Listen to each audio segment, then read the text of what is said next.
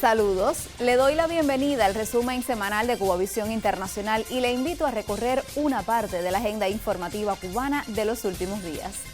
En esta emisión destacaremos la celebración en La Habana de una tribuna de solidaridad con Palestina.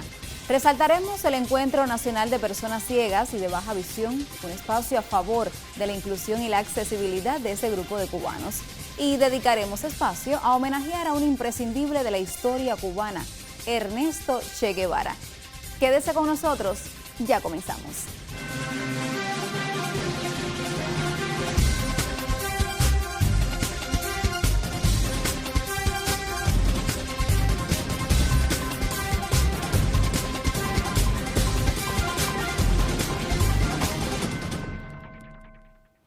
A 2 años del inicio de la agresión israelí contra la Franja de Gaza, una representación de más de 100.000 capitalinos protagonizó un acto de solidaridad con Palestina desde la tribuna antiimperialista José Martí, aquí en La Habana. La tribuna antiimperialista volvió a convertirse en escenario de apoyo con la causa de Palestina.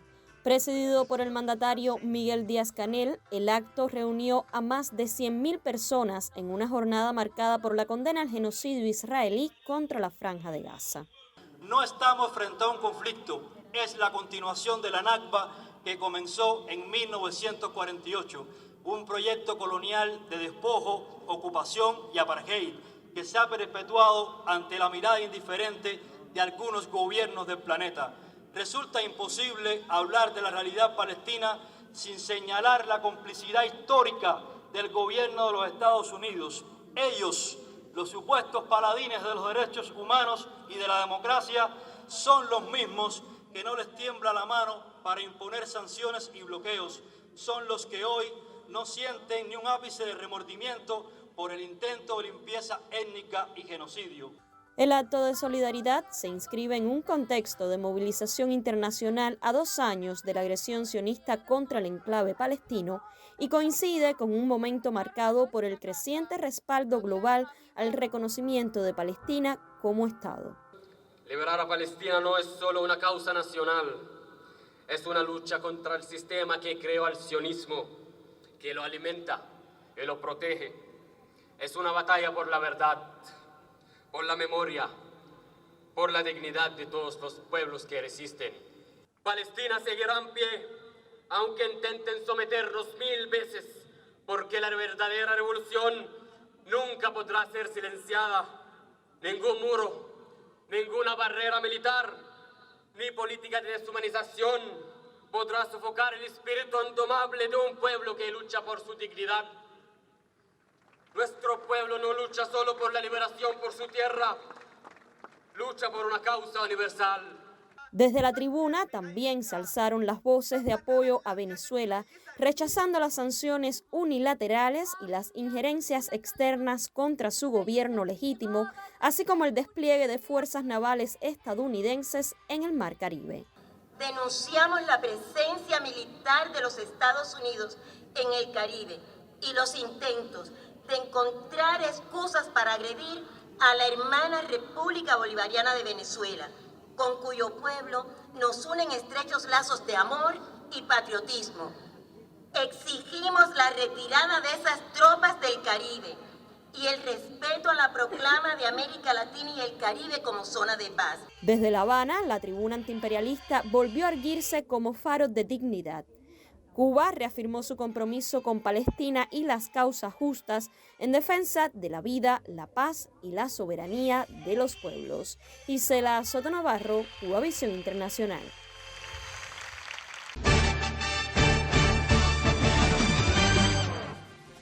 Al intervenir en la más reciente reunión del Consejo de Ministros, el presidente de la República, Miguel Díaz-Canel Bermúdez, afirmó que Cuba vive una situación económica difícil por el recrudecimiento del bloqueo económico, comercial y financiero impuesto por el gobierno de Estados Unidos, pero también por limitaciones que a lo interno de la nación persisten en determinados escenarios y solo con trabajo, producción y eficiencia podrán superarse.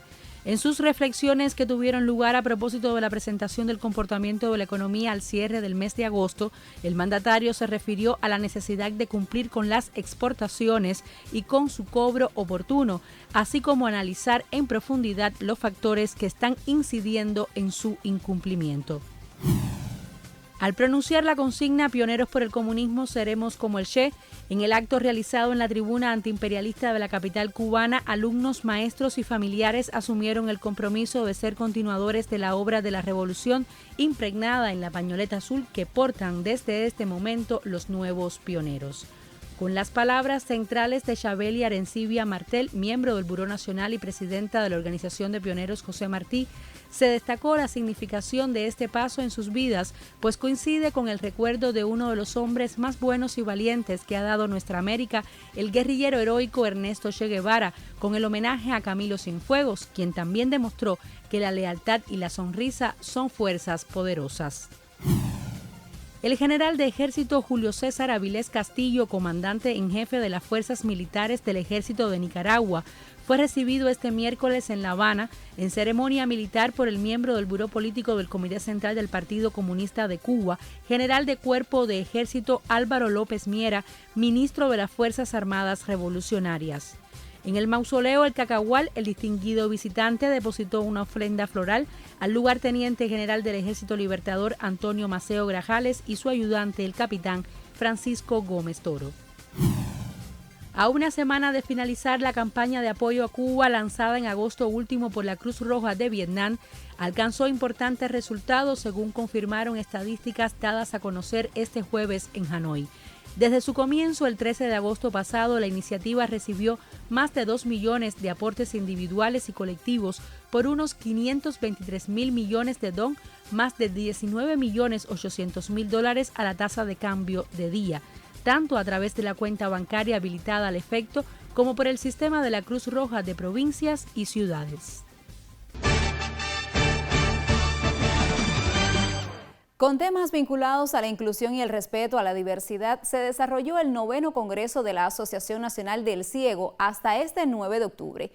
La clausura contó con la presencia del primer secretario del Comité Central del Partido y presidente de la República, Miguel Díaz-Canel Bermúdez. Acompañaron al mandatario cubano, el jefe del Departamento de Atención Social al Sector Social, Rolando Llero Travieso, y otras autoridades.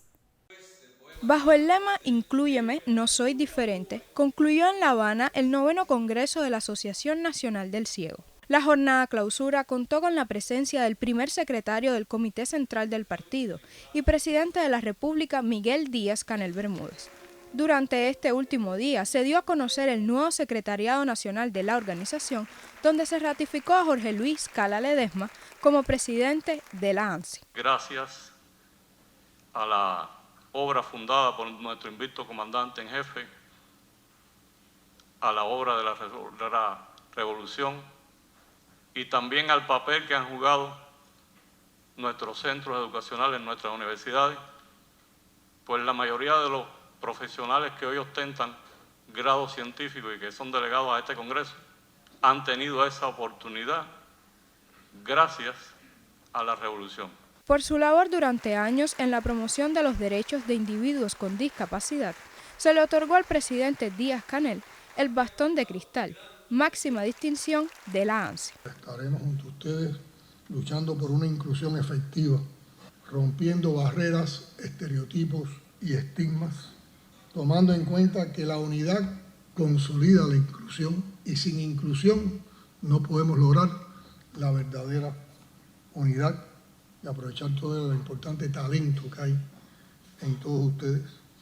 El evento fue escenario oportuno para reconocer también al líder de la Revolución Cubana y general de ejército Raúl Castro Ruz por su defensa constante de las causas justas, entre ellas la inclusión de las personas en situación de discapacidad. El 9º Congreso de la Asociación Nacional del Ciego marcó un hito. Con la realización de esta cita, Cuba abre nuevas oportunidades para las personas en situación de discapacidad. Embajadores de la Unión Europea y de otros países sostuvieron un intercambio con autoridades deportivas cubanas. El encuentro responde a una política del Ministerio de Relaciones Exteriores de Cuba que propicia con diversos sectores. La visita al Centro de Investigaciones del Deporte Cubano y al INDER responde al empeño del Ministerio de Relaciones Exteriores de Cuba de mostrar a embajadores de la Unión Europea y otros países las fortalezas de nuestro movimiento deportivo, sin obviar sus limitaciones provocadas por el bloqueo económico, comercial y financiero del gobierno estadounidense. En el CIDC Los embajadores pudieron conocer del aporte científico en los resultados de la actividad deportiva cubana en el alto rendimiento, así como los estudios recientes de cara al actual ciclo olímpico. En tanto, en el Coliseo Capitalino intercambiaron con autoridades deportivas, quienes presentaron la historia cubana en el medallero olímpico, la conformación de la pirámide deportiva, su reserva y la estrategia para cada ciclo. También la máxima dirección de Cuba Deportes expuso sus eventos, productos y servicios, al tiempo que la directora de Relaciones Internacionales del INDER, Gislady Sosa, explicó las afectaciones del bloqueo entre marzo del pasado año y febrero del actual. Su impacto ha sido notable en diversos ámbitos, desde la negativa de visas, así como la imposibilidad de que nuestros atletas reciban de manera directa premios ganados en eventos internacionales. Se afecta la compra de implementos y las donaciones por vía directa de instituciones, firmas o marcas estadounidenses hacia nuestro país. Sin dudas, ante esta realidad, resulta valiosa la colaboración de Europa en el desarrollo del deporte cubano, en la que también se cosecharán aportes bilaterales. Y continuamos con deportes, ahora con nuestro habitual comentarista que nos resume lo mejor de la semana. Adelante, Miguel Ángel. Muchas gracias, ya comienza nuestro momento deportivo. Las parejas cubanas de voleibol de playa integradas por Noslen Díaz, Jorge Luis Alayo y Damián Gómez Eblis Beranes estarán en el Campeonato Mundial de Voleibol de Playa convocado del 14 al 23 de noviembre próximo en Adelaida, Australia. Los olímpicos Díaz y Alayo lo harán por su 11ª posición en el ranking universal de la Federación Internacional de Voleibol, conseguida gracias a sus destacadas actuaciones en el circuito del Orbe, reseña Hit Digital. Los menos experimentados como Gómez y Beranes accedieron desde la Confederación del Área al declinar los boricuas Cristian Encarnación y Diego Rosich, terceros en el premundial celebrado en Punta Cana en septiembre, donde se disputaron las 4 plazas de la región. El dúo cubano quedó quinto en ese evento, por lo que ahora se suman a Miles Partain y Andrew Benesch de Estados Unidos, así como los canadienses Samuel Schachter, Jonathan Pickett y Rubén Mora, Dani López de Nicaragua. Díaz y Alayo competirán como la pareja número 6 en el ranking del certamen y 8ª cabeza de serie, por lo que garantizaron no enfrentar en la fase de grupos a ninguno de los mejores equipos del planeta. Este ajuste permite a Cuba integrarse al grupo de 4 países de Norseca presentes en la cita, junto a Estados Unidos, Canadá y Nicaragua. En total competirán 48 duplas distribuidas en 12 grupos. Gómez y Beranes no correrán igual suerte, dada su lógica ubicación en el puesto 47, pero aún así será una excelente oportunidad para ellos por ser jóvenes jugadores con tan solo 2 años compitiendo juntos.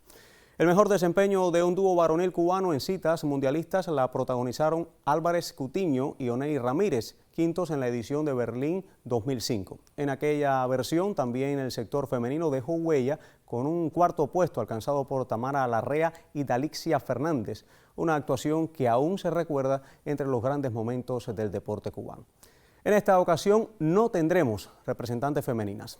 Será el tercer evento planetario para Alayo y Díaz, quienes en los 2 anteriores, en Roma y México, concluyeron en los lugares 17.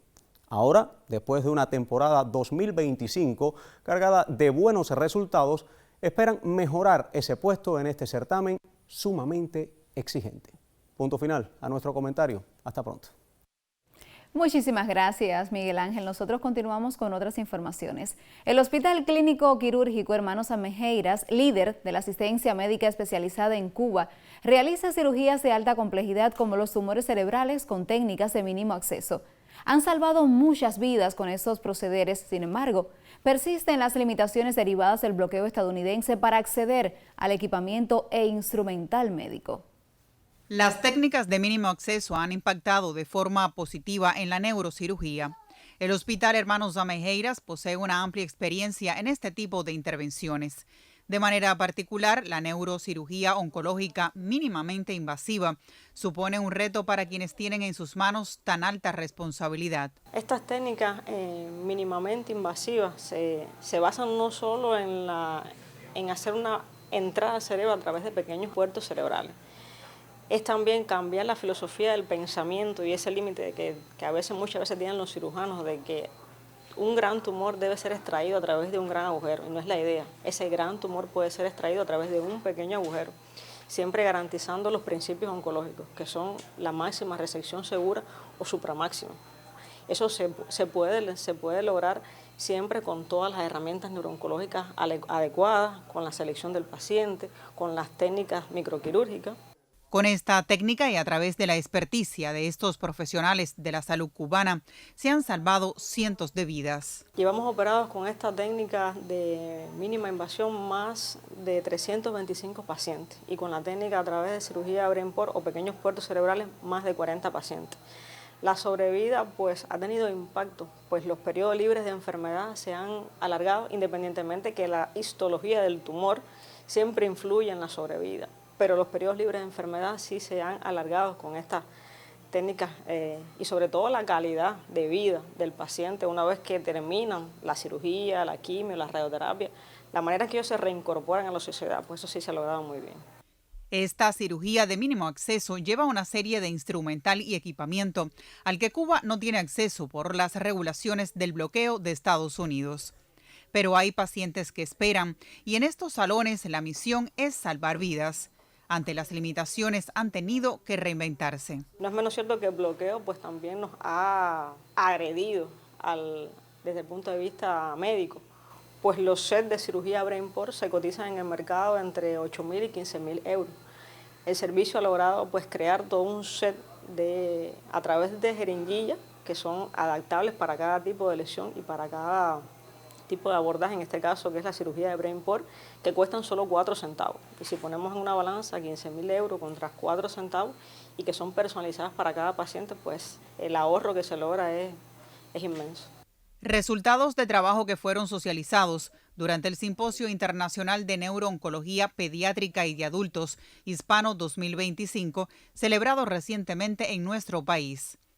Un proyecto que busca la solución integrada para el tratamiento de tumores cerebrales y que incluye instituciones como el Hospital Hermanos Amejeiras, el Instituto Nacional de Neurología y Neurocirugía, el CIGB, el Centro de Inmunología Molecular y el Instituto de Ciencias del Mar. En un país como el nuestro, que en estos momentos está pasando por tantas dificultades y del que ellos son parte, llegan cada día a dar lo mejor de sí, entregando todo su conocimiento con tanto amor, con tanta sensibilidad humana. Para ellos, mi eterno agradecimiento y mi reconocimiento por la labor que realizan. El turismo cubano y su transformación digital tiene en Cayo Santa María la primera oficina inteligente del país. Tecnología de punta al servicio de experiencias eficientes, responsables y sostenibles. Ejemplo concreto de los avances más relevantes generados en la articulación entre los diferentes actores de la economía. Cayo Santa María a punto de convertirse en el primer destino inteligente de Cuba y del Caribe. Abre sus puertas la primera oficina inteligente del país, donde el centro de atención son los turistas. En esta oficina se recoge toda la información que tenga que ver con el arribo de turistas, de qué países son, de incluso cuánto gastan por turista. Además de eso, se le han incorporado otros elementos de GPS para saber en tiempo real dónde están los carros. Tenemos información de reputación online, de marketing digital, así que desde aquí, con todo el cúmulo de información o de datos que tenemos, podemos lograr información que permitan la toma de decisión de los jefes. Ya hoy en Cuba se está reservando, y lo estamos viendo por aquí, el invierno. Así que ya hay reservaciones desde el mes de noviembre. El sistema de distribución global de turismo desarrollado por la empresa no estatal Guajiritos resalta por su sinergia e integralidad. Dicho software representa un paradigma en la transformación de la gestión y promoción de la industria turística cubana. Es mucho más que un software de gestión, afirma el líder del proyecto. Es un motor de cambio que asegura un presente y futuro prometedor para el turismo de la isla. Estamos muy contentos de que el grupo de turismo Gaviota específicamente acepte esta visión nuestra más tecnológica, más desde el sector privado, ¿no? de lograr, vamos a llevar toda esta nueva filosofía al inmenso grupo que es, por supuesto, desde el punto de vista turístico Gaviota, y al final que sea el beneficio que todos queremos, crezca el turismo en nuestro país y pueda verlo finalmente el desarrollo de nuestro pueblo, que al final es para lo que se trabaja aquí. El grupo de turismo Gaviota ha fortalecido la comercialización desde plataformas inteligentes y avanza hacia una mejor gestión hotelera con la transformación digital. Ahora nos queda el gran reto de generalizar esto poco a poco en el resto de los territorios o polos del grupo de turismo Gaviota, entiéndase Varadero, un polo muy importante, después Cayo Coco, que aún nos queda, y por último en el territorio oriente. Además de cumplir con todo lo establecido en esta metodología, es muy importante no solo por el reto de ser destino turístico inteligente, sino la eficiencia que se logra a partir de todas estas herramientas que ustedes, el ahorro, en sentido general, es una herramienta vital para la óptima gestión y administración de los recursos en el turismo. Los destinos turísticos inteligentes son aquellos que utilizan la tecnología de la información y comunicación en función de optimizar la experiencia del viajero, la logística, el funcionamiento eficiente y sostenible tanto de sus empresas como el de sus entornos sociales. Así es como Cayo Santa María se actualiza. Desde lo más profundo e íntimo de sus recuerdos familiares, Aleidita dialoga con niños y jóvenes sobre las enseñanzas dejadas por su padre y el amor en su seno familiar. En el aniversario 58 de la partida física de Ernesto Guevara de la Serna, el siguiente reporte nos trae anécdotas de un ser humano extraordinario.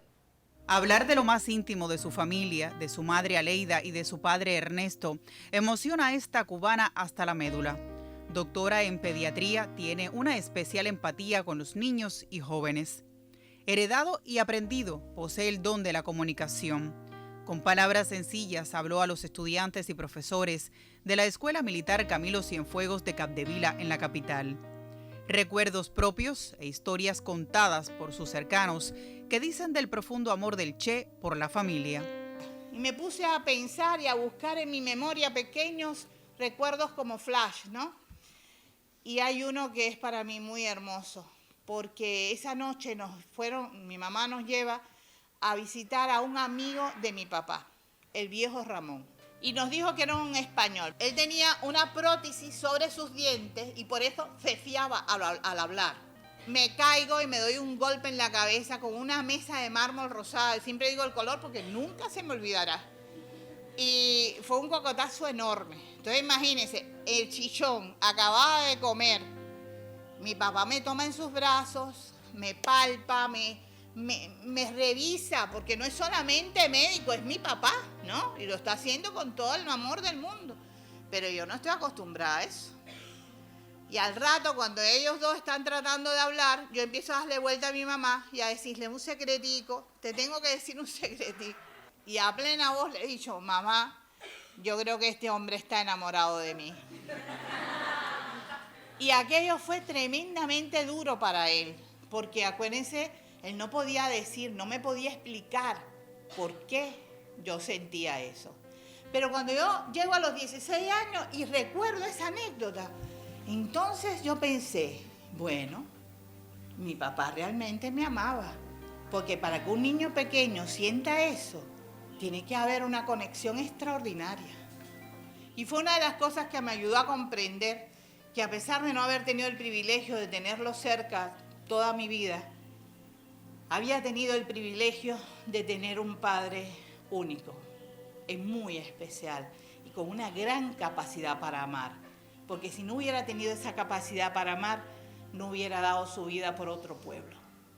Anécdotas narradas a partir de la historia de cada foto plasmada en el libro Ernesto Che Guevara, Álbum de Familia, publicado por la editorial Ocean Sur y que ofrece a los lectores un Che aún más humano. Tratemos de ser útil todo el tiempo. Tratemos de dar lo mejor de nosotros como seres humanos para poder vivir a plenitud y para el día que nos toque partir, sentir que hemos hecho lo que teníamos que hacer y que hemos vivido a plenitud. Un besote muy grande a todos ustedes.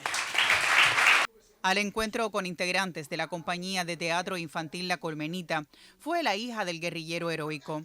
Contó a su colectivo de la grandeza de su padre, de la amistad con Fidel, Raúl y Camilo, pero sobre todo de la atención a la familia, a pesar de las largas horas de trabajo. Déjeme decirle que mi papá en las noches, cuando él trabajaba a veces como, imagínense, 16 horas diarias a veces, cuando estaba en Cuba trabajaba muchísimo y yo lo veía muy poquito, ¿no?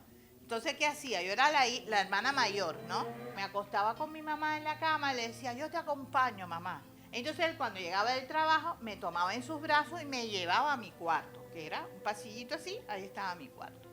Y me daba un beso tan apretado, pero tan apretado, que yo me despertaba así, ¿no? ¿Y este quién es? A mí se me pegó el mal hábito también de apretar los cachetes.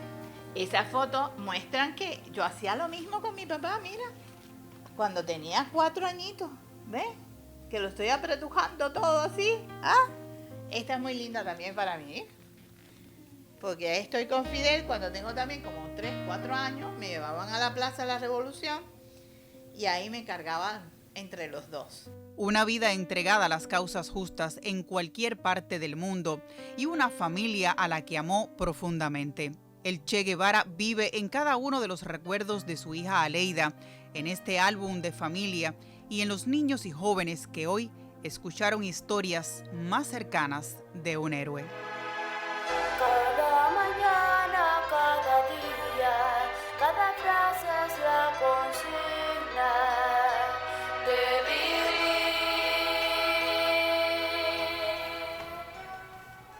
Más de 100.000 cubanos se congregan en la tribuna antiimperialista para decir no a la guerra. Que no muera un niño más, que las noticias no sean el sacrificio de vidas inocentes. Con la presencia en ese emblemático sitio de la capital cubana del primer secretario del Partido Comunista de Cuba y presidente de la República, Miguel Díaz-Canel Bermúdez, junto al embajador palestino, miembros de las organizaciones EMASA y de manera especial, jóvenes palestinos que cursan estudios en nuestro país, se alzó la voz de Cuba por Palestina. Nos despedimos con la canción de cierre de ese acto, un llamado al derecho a la vida y a la paz. Gracias por acompañarnos. Recuerde que nos vemos la próxima semana.